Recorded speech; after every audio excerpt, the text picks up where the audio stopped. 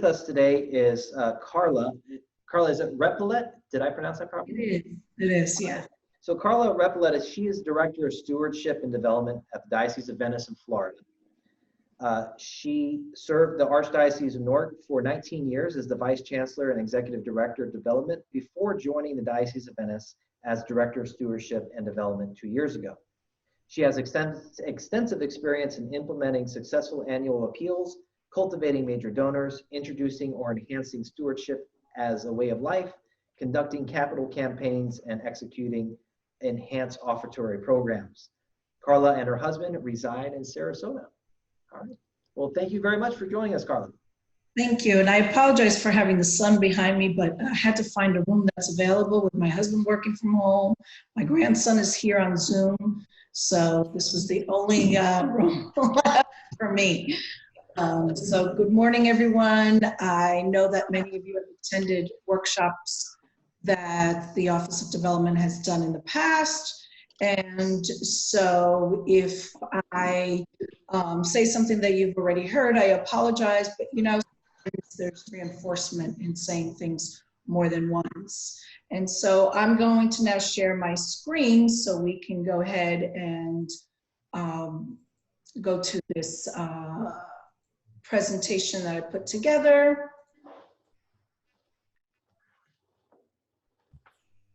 Just swap this here. Okay, so it's establishing and fostering constituent relations, and it's probably one of the most important things that you're ever going to do is really to foster relations. And you really have to plant those seeds and cultivate much like a gardener. And that's why we have that image there, because it really is much, you know, you have to plant them in order for it to grow. If you don't take care of it, it's not going to grow on its own. I think that oftentimes we're used to how the church used to be, that people would just give. You don't have to ask.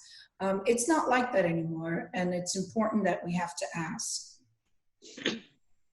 So essential for relationship building. I know that I've said this in the past, an updated database. If you're reaching out to donors and to your constituents and you have old addresses, old phone numbers, you're not going to get anywhere, and it's going to get frustrating very quickly. So make sure you update your database. If you send a mailing and it comes back, wrong address, do some research, or if it has a forwarding address, make sure you change that quickly, because forwarding addresses don't last forever. So make sure that you do that quickly.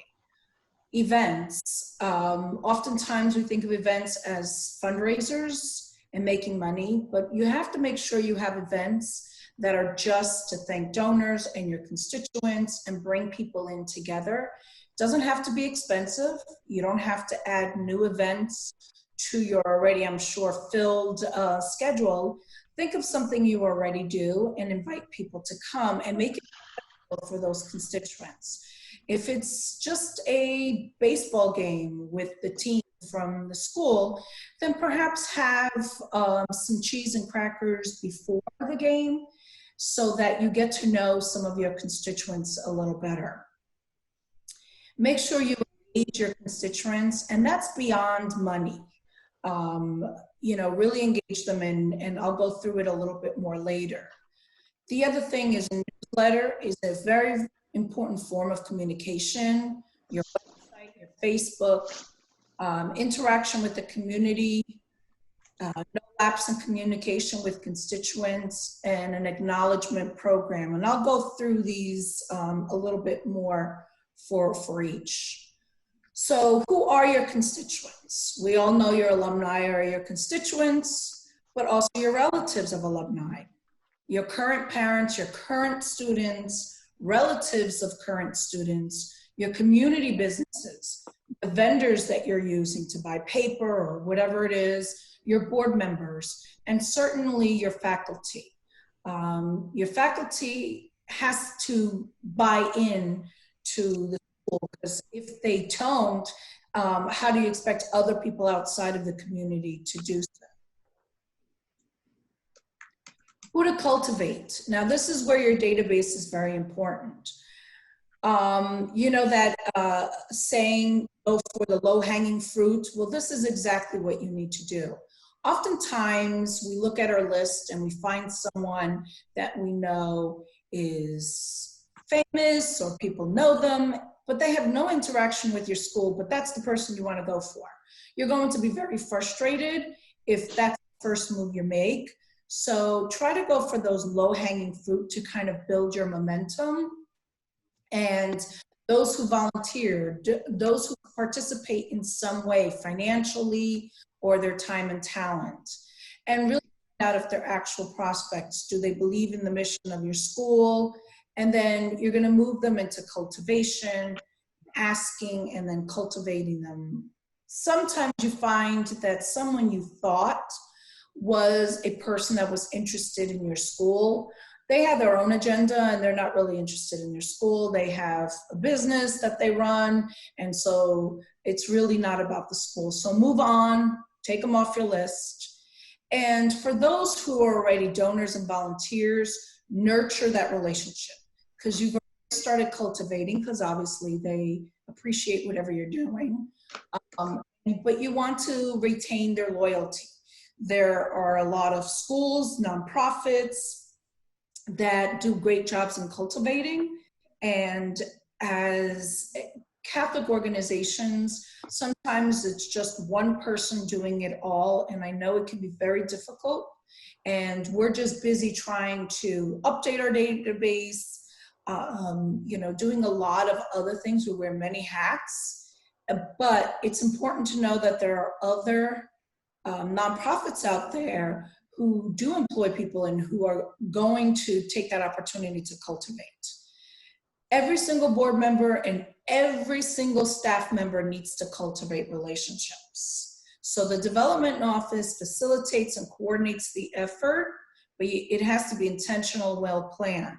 So does your faculty member know the mission of your school? Does it know your short-term plans, your long-term plans? Because if they happen to be at the grocery store, and this happens to me often when someone asks me, you know, where do you work? And I tell them, they want to either tell me the good or the bad, the ugly, whatever it is. And I have to be prepared at all times to answer questions. Sometimes they're tough questions. So are you involving everyone? Because every single person in your school, including your students, by the way, are cultivating relationships. All you need is for one of your students or one of your faculty members to say something negative or to not know really what's going on into the school, and that will turn people off. And you've now done a disservice by not really informing them about what's going on in the school. The steps in relationship building. Respect and understand the needs and motivations of your constituents. So you really have to get to know them. You know, you don't want to invite them to a baseball game event when they've told you, oh, I really don't like sports, I find them boring. That really shows that you don't know them. And they know that about you. Once you say, invite them to something that they're not interested in. Meet their needs if they're keeping with your organization's values, mission, and vision. So if they want to volunteer for something that's within your school, that's a great way to build the relationship. But don't be so eager if it's outside the scope of the organization to accept something. You will try to have to sway them into something else. Communicate your programs and activities and their value. Oftentimes we just talk about, well, our school does this, our school does that. Okay, but what's the value that it's bringing? If you are in a financially impacted location, what is that value? The fact that 50% of the other students quit high school, but you have a retention rate of 90%, talk about those kind of values, as well as the good news. And remember to communicate with your constituents outside of asking them for money. You don't want them to think that their only value that they bring to the table is the money aspect. And then you follow up and you nurture. And that's through personal meetings, inviting them to events. Have you sent out emails during this COVID virus to constituents? Have you called any of your constituents, including your vendors? Did you call your vendors and say, our school is going to be closed for some time, so there'll be a lack of communication, but I wanted you to know you're a valued vendor to us and we will be back stronger than ever. Did you make those kind of contacts with the people that are part of your constituency? Best practices in getting that first meeting: be persistent without being a pest. I think we all have that sixth sense that if we're being a pest, we need to slow down and, you know, stop. But getting that meeting isn't easy. But once you do it, it's one of the most effective strategies you can use to get your foot in the door, as they say, to cultivating that relationship. Find an excuse to contact constituents. I find that when a school gets a new principal, it's a great time to reach out to your constituents, whether it's the principal doing or someone else saying, we're excited, we have a new principal, or when you have a new gym, a renovated science lab. You want to reach out to your constituents and tell them about the good news that's happening. And it's not about asking them for money, it's just another piece of getting to know them and saying, I'd love to meet with you and discuss this, or the new principal would love to come and have you over for lunch. And so it's a great time to make that first step. If you received a donation, of course, it's a great time to thank the donor, but also to plan something in the future. And if they're on the phone with you, plan it that day. Say, can we meet on March 5th? Because sometimes it's really difficult to get them back on the phone, and they feel good that you're calling them about receiving a donation. So make that step. Look at your calendar before you call them and make that step to make that invitation to them. Ask the pastor or the principal to call or write to the constituents saying, Mary's going to be contacting you next week. I hope you take her call. Because a lot of times they have a lot of great relationships with the pastor or principal, but they may not know the person who's going to do the calling. But if the pastor or principal says, look, this person's calling and I've asked her to call you, it's a great way to get them in the door.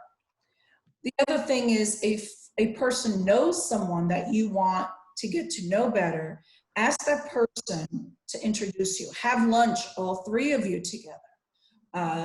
You know, the first meeting is certainly not the time to talk about money, so there's nothing wrong with asking a third person to come along.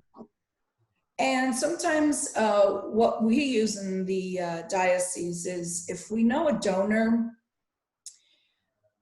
you know, a constituent's been good to our organization, but very hard to pin down, and we have an invitation, instead of mailing the invitation, we'll call the constituent and say, you know, I want to personally deliver this invitation to you. It's an opportunity to just, you're not going to do a lot of chit-chatting, but they meet you, they see who you are. They're more likely to take your call the next time to plan something. The first interaction is always the hardest, but if you get that out of the way, then the second time when you're calling them and said, it was so nice stopping by, I hope we can see each other, we're having, you know, I hope you can come to this event. So it makes that, you know, that second call, that second meeting a lot easier. Or let them know you're on a listening tour. People love to give their opinions on things, and just tell them that you're wanting to know what they love most and least about your organization. Because it's important. A lot of times it's just they don't feel like they're a part of the school anymore. And so then now you know you need to reach out to them more often. So those are best practices in getting that first meeting. Reassure them that the visit is not about money, because oftentimes they may not be prepared to make a gift, so they don't want to meet with you. And really be prepared for that rejection. Most people don't want to meet at first. You know, It's very rare that someone answers that phone and says, yes, come and see me. You know, you have to really do your due diligence. It may not be the first call. It may not be the second call, but maybe the third call you get to meet them. And prepare for objections. I already gave, and you have to let them know this is not about giving. This is about sharing the exciting news about our school. Why me? I have no time. I'm not that interested. And make sure you have a response for each objection. Don't offer them, you know, I'm going to tell about your organization. You really want to get to know them more. So it's really about them. And don't simply offer to thank them in person. The real part of this meeting is really getting to know them on a more personal level. And you can find out through them through surveys. Many times how we find out things about people is to send them a survey and ask them their opinion. Get to know a lot about them. Focus groups and person-to-person dialogue. We all know how to hold conversations, and conversations with our constituents is no different. I mean, we have conversations with complete strangers on airplanes, in the grocery store, everywhere you go, you have these great conversations, but sometimes we feel like because they're our constituents, we're a little bit more nervous, but just have a simple conversation. We're not lecturing them why your organization should be the most important organization for them. We're not presenting to them. We just want to know, how are you? Oh, how many kids do you have? If they mention children, oh, do you have boys? Do you have girls? Things like that, that you would ask an ordinary person. Ask engaging questions and really listen. And kind of find out where your school fits in their priorities without really saying, you know, asking them outright, but just engage them into a conversation about, you know, what nonprofits do you feel are important, and how, you know, why your school may not be on top. And so those are just really engaging questions. And all of these conversations provide information for you. You know what they're interested in, you know what they're not interested in. And this is where your database is important. You need to record all of this information in your database. One of the things you're going to find out perhaps is that they've been married for 50 years. And what a great opportunity when they offer the anniversary masses, what a great opportunity to call them and say, I know that you're going to be sharing your 50th anniversary next year. Bishop Dwayne is going to be at this parish on this day for anniversary masses. What an excuse to call them. And, you know, it's something that they would probably really love. And they really are going to like it that you remembered. So write these notes down, especially for the next person coming in, so they don't have to do all this work again, in terms of getting to know their interests and what aspires them to be your constituent. Gatherings are very important. Meet with some of these lapsed donors that you may have, or constituents that used to volunteer but kind of fell off the face of the earth. Usually it is not because they walked away. It's usually because someone has stopped making them feel part of your organization. And so you want to bring them back in. And, you know, sometimes it's easier for people to come in when it's an event and not a one-on-one. I know for me, be a little shy one-on-one, but I'm great with larger parties. So I would do better in a reception type if an organization wanted to get to know me. And so think of, you know, there's not one answer to the question of how do you cultivate. There are different ways. Invite them to the school to meet the new principal. Tour the school is a great one to get people to come in. We always feel very nostalgic. Even smells, there's different smells for my, like, I always say my elementary school smelled like markers. So whenever smell markers, I think of my elementary school. So bring them back to the school. It's very nostalgic for them, and they feel good about all the things happening. And make sure that during these cultivation gatherings, you mingle. Bring faculty in, bring students in, the principal, the pastor. Board members should not be hanging out with each other. Board members should be out there. Staff should be out there, really speaking to people and getting to know. And at the end of the night or the next day, then you write the notes and put them in your database so that you know something about each person. And one of the best things that I like to do after meeting someone is I have these little thank you cards, and I handwrite the thank you card, and I always include a sentence about them, something that I heard about them. Here was kind of easy because I came from New Jersey, so anybody that came from New Jersey, it was so nice to meet another person from New Jersey. Something that lets them know you were paying attention. I think that's very, very important.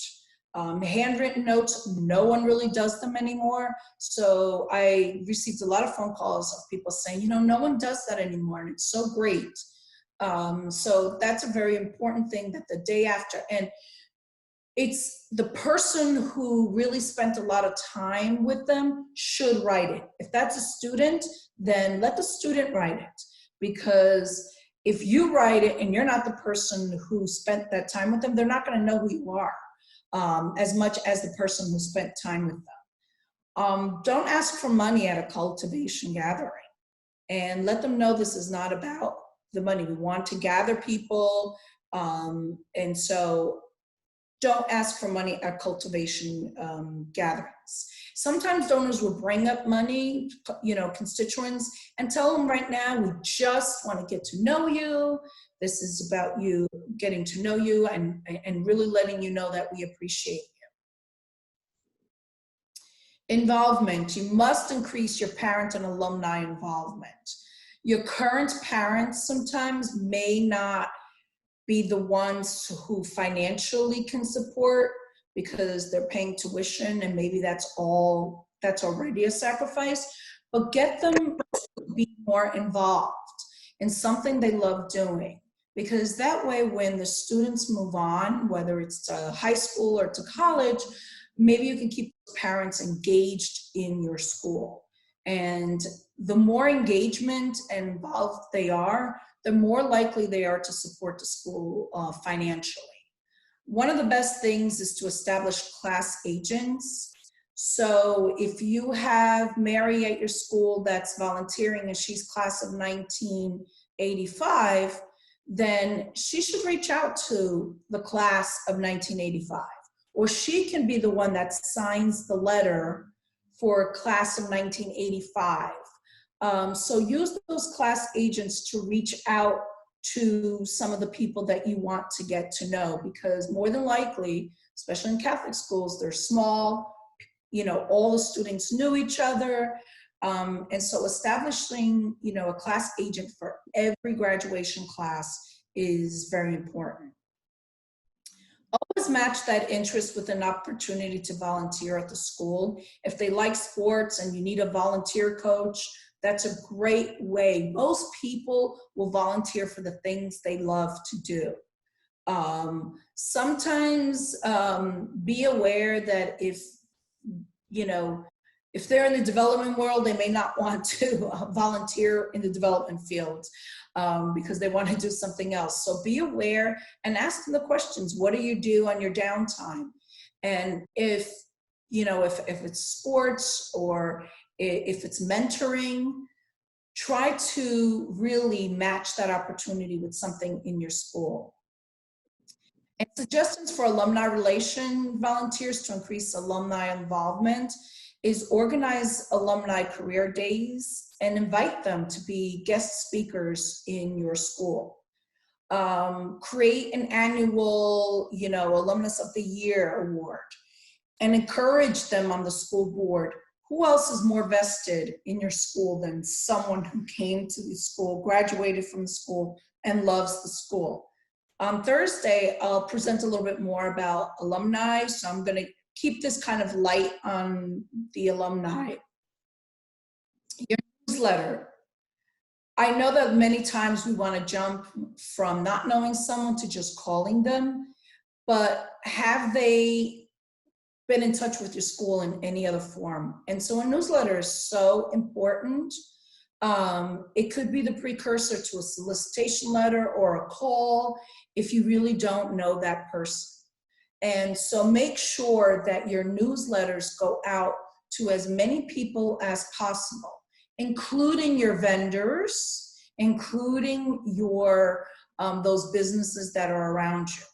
It should be a celebration of your organization, should have success stories, and also feel very nostalgic. So make sure everything's in an active voice and it's multi-generational, so that those who graduated a long time ago still understand what your newsletter is saying. Message from the principal or pastor, any awards that your school has won. Always feature someone. I think it's important, especially if you feature a teacher, and whether she's retiring, he or she is retiring, or celebrating their 15th year at the school, and invite people to write on your website or on your Facebook, or even write a letter to your school about the interaction they've had with that teacher. I think it's really important to have them write back to you so that you know, hey, they read it and they're engaged. That is a prime person to call and get to know, because now you know they do read your newsletter, they're interested in your organization, and that's the best time to go out and to make that phone call and say, I received your letter, I laughed so hard. You know, it would be wonderful if you come to the school and take a tour. So that's how this newsletter helps. Feature an upcoming event that the alumni may attend, whether leave an email or a phone number is even better, because then you get them to call you. And what a great opportunity, they've called you now. And that's a wonderful opportunity to say, absolutely, come to the event.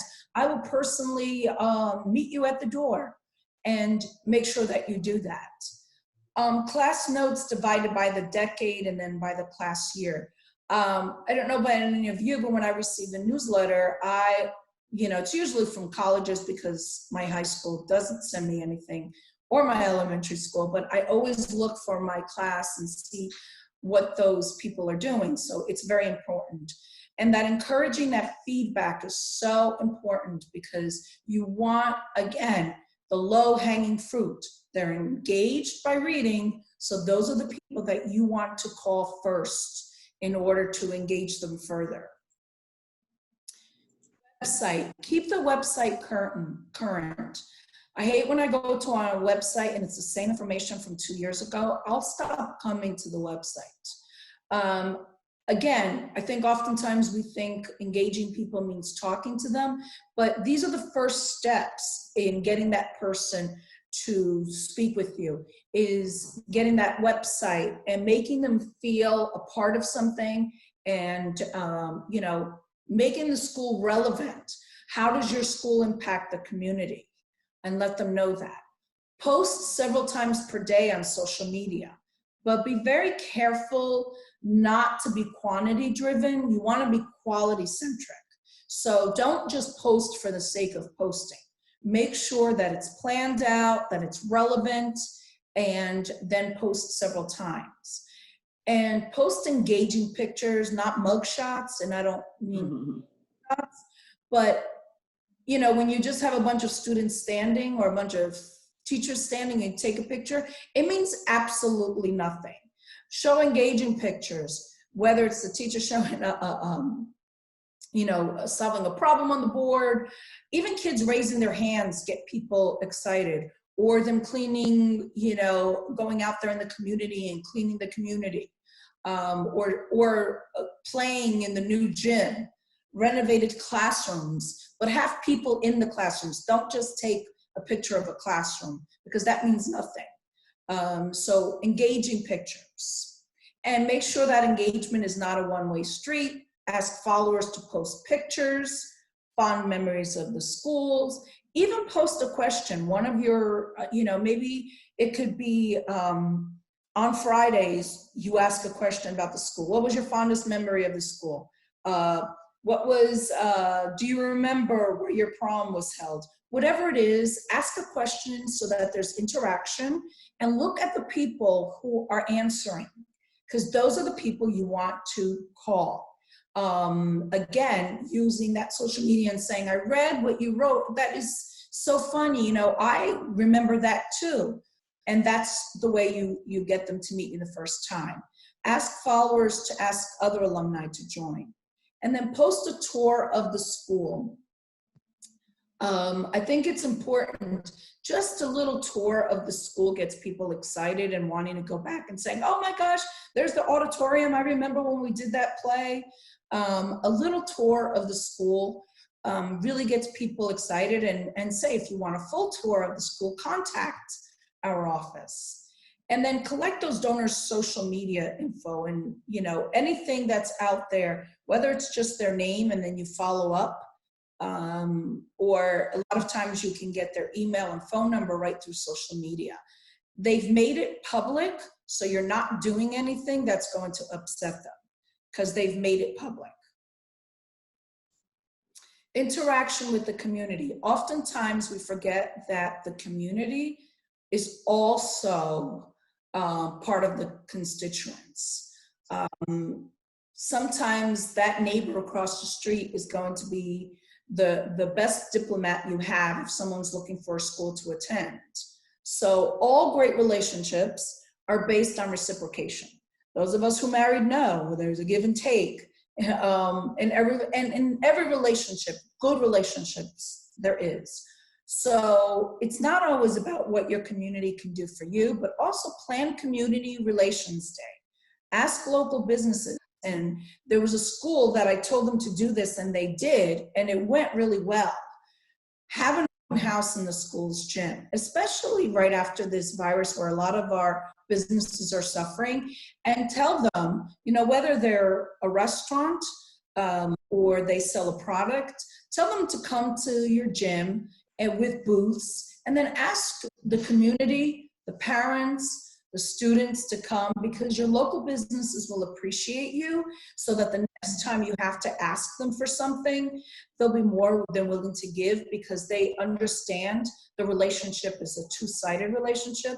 It also might get some people within the community to come into your gym to visit, and they don't know your school and now may become interested in your school. And then host community service activities, toy drives, preparing food baskets. It could be that someone may not even be Catholic, but they see that your school is doing such great work with the community. They're more than likely to support your school in many ways. And then participate in community events. If they know they're having a cleanup day or feeding the homeless, get some faculty, get some students to go out there. Make sure it's posted on the school's website. If the media is there, try to get included, because this will be all kind of free publicity for the school. You're making a difference in the community, but you're also out there promoting the values of your school.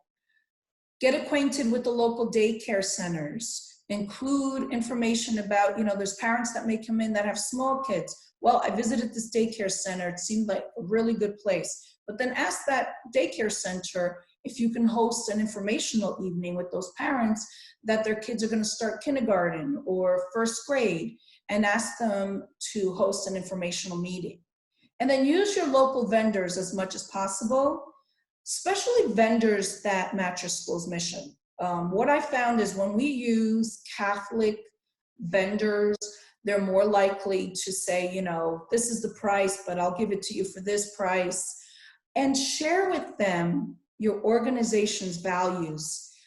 Sometimes we use vendors and we just say, oh, we're having this event and we need you to do the invitations. Really spend some time with them and let them know what is it about the organization? Why are you doing this event? And people really get interested in it. I see Philomena, who's the CEO of Catholic Charities. We went to lunch one day and I saw her do that.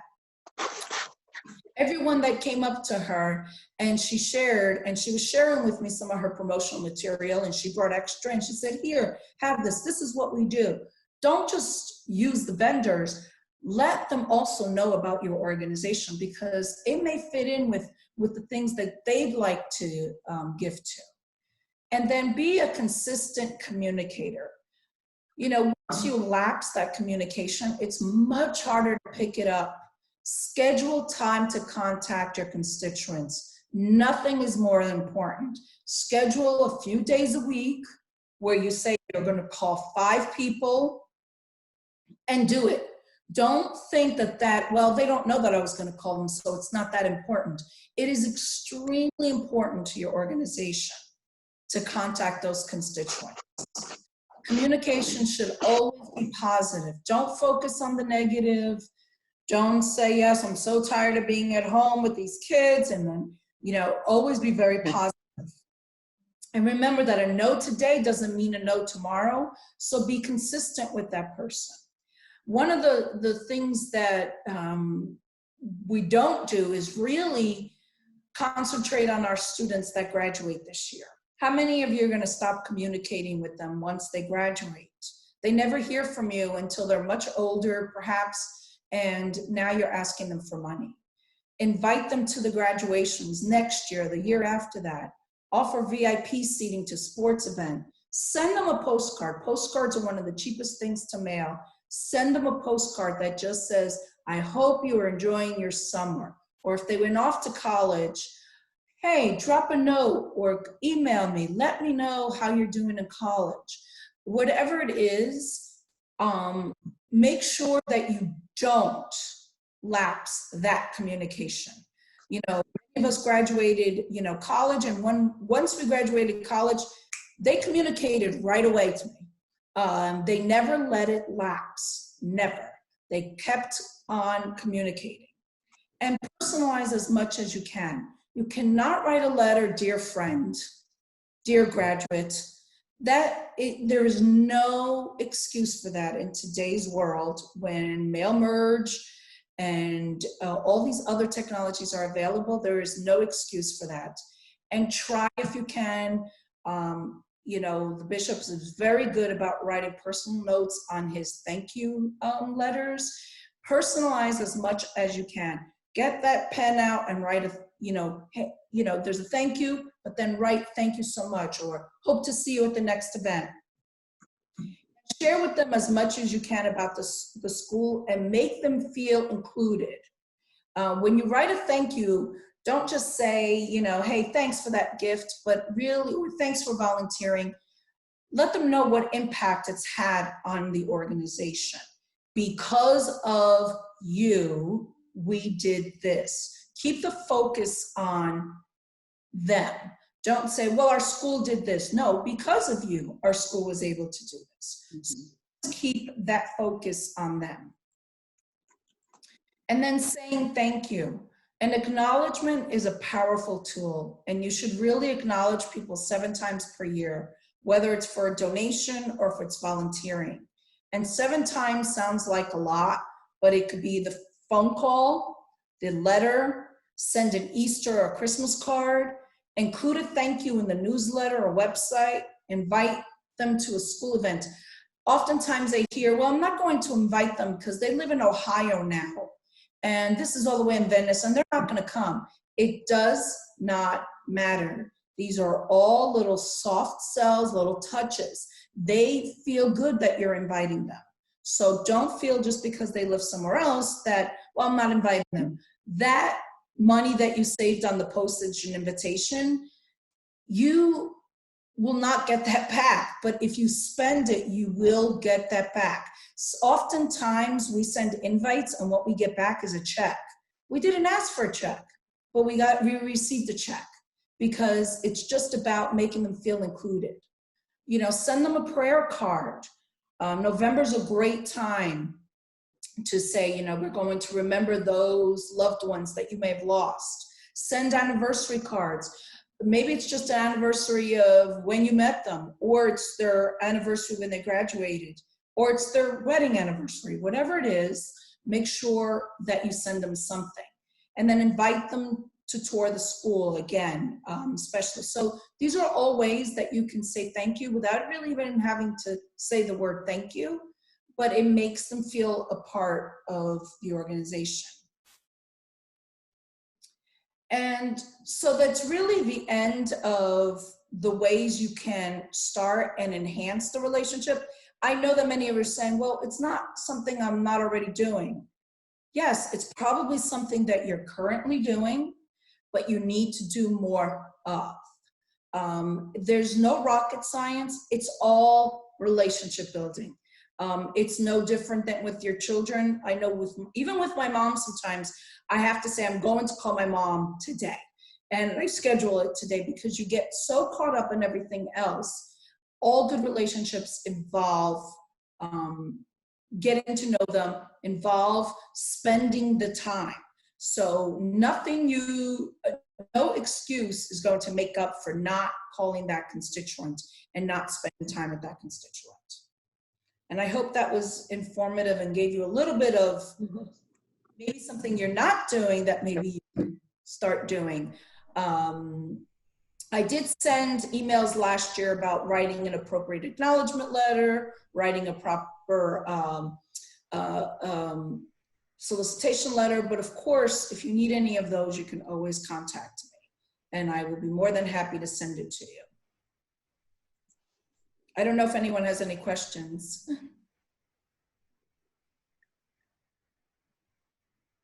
I have a question. Sure. All right.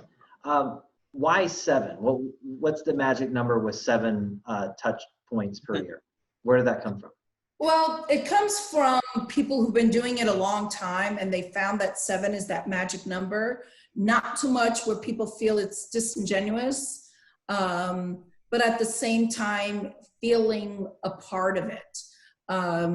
You want people to feel like every month and a half or so, contacted in some manner. And again, it's a very soft contact. It doesn't mean that you call them and you have to, they have to speak to you all the time. It's soft contacts that people in the business have found that people really want to reach out. A lot of times you'll hear from donors, oh, I'm a very simple donor. I don't like a lot of fret. Those are the ones you really have to work at because they do like it. That's what they're telling you. And so be prepared for people telling you that, but they don't exactly mean that. They may not want their name publicly, but they still expect you to thank them. They may not want the publicity, but they still expect that the school thanks them in some way. So don't just say, oh, he doesn't like being thanked this way, and just he meant publicly. He didn't mean about the school not making him feel appreciated and thanked. Thank you. Does anyone else have any other questions? I know Carla put a lot of information in there. Certainly someone has something to ask or add.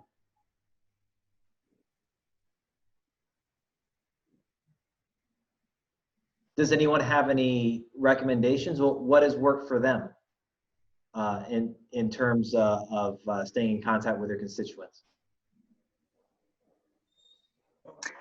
This is Lena from St. John Newman. Actually, I have a question about, Carla, you talk about updating the database. Is Yes. there anything, a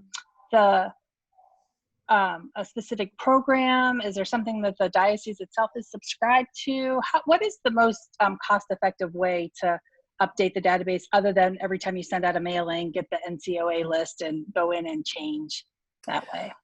Okay, so we've used the program by Blackbaud, and I think last year I've told many of you that I still am working with the diocese to see how we can get all the database separately, of course, for every school to update with addresses and information. You still have to do a little bit of your own research because a lot of times if it's like a father and son with the same exact name, it may say this person's deceased when they're really not. So you still have to do a little bit, but it's about, without social security numbers, it's about 90% accurate in getting information about the person.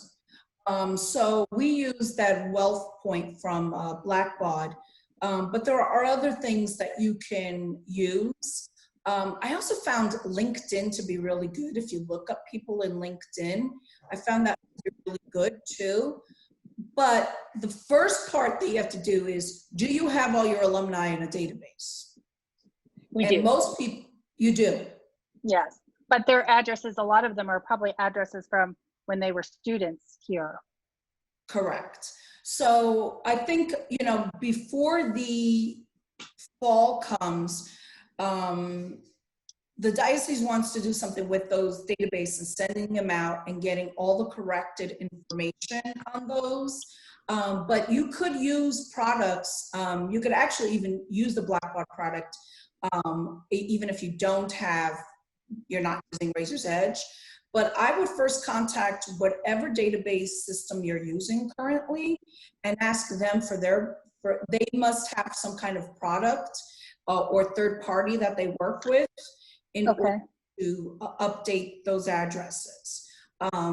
Once you get that done, I think that's the most important piece of what you can get done. I did speak with the chancellor last year in the fall, and he was very interested in seeing what we can do, and probably take some pilot schools first and get those addresses updated and get that information updated. It's the most important thing you can do, because how are you going to communicate with them when you don't have the right information? And if they moved out a long time ago, running it through the NCOA is not going to really make a difference because their addresses are gone. There's no forwarding. The other thing that, if you have parent information, especially for graduates, most of our schools in the Diocese of Venice are not that old. So a lot of these parents are still living nearby. Contact the parent and said, we are going to have a reunion of all classes and we want to invite Robert, and can we have Robert's address? I cannot see a parent or even a student saying, absolutely not, don't give my address to the school. It doesn't really happen. They like knowing information about their school. And so that's another way, is to go through the parents.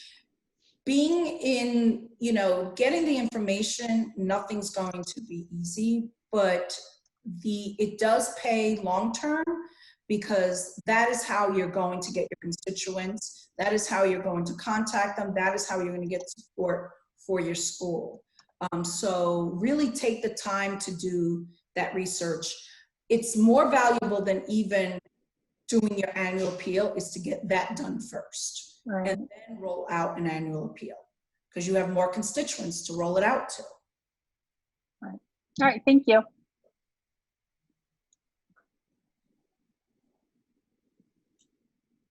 Anyone else? Questions, comments, complaints, concerns?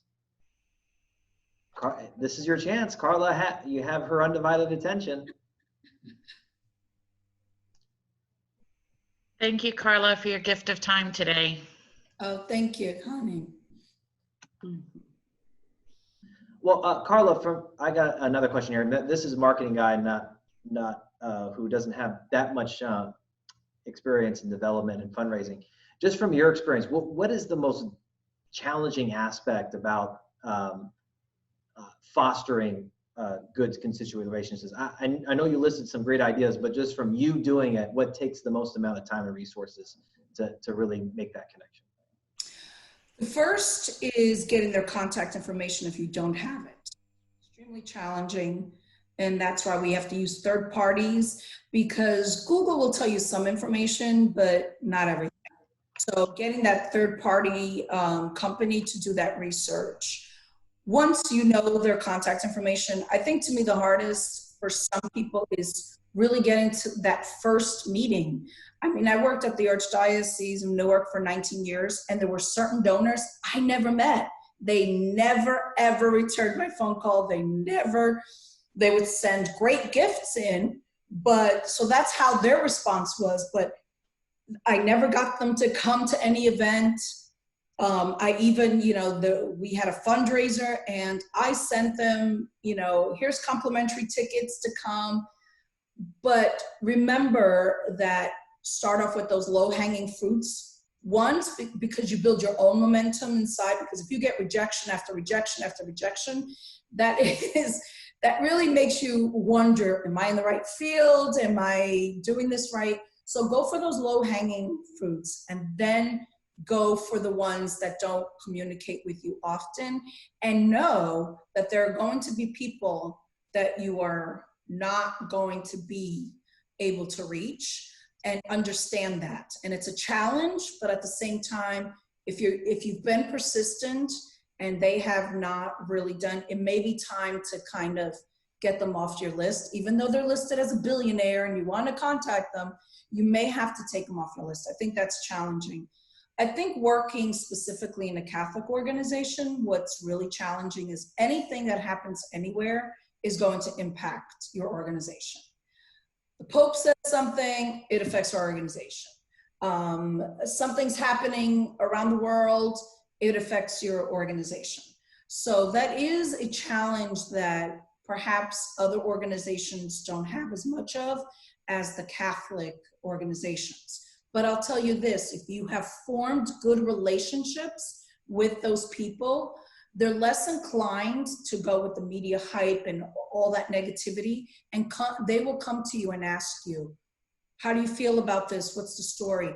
And sometimes that's a great opportunity to also reach out to your donors. So there are challenges in the development world and the marketing world, but then we have the added challenge of being a Catholic organization, and sometimes how the media plays that out is not always in our best interest.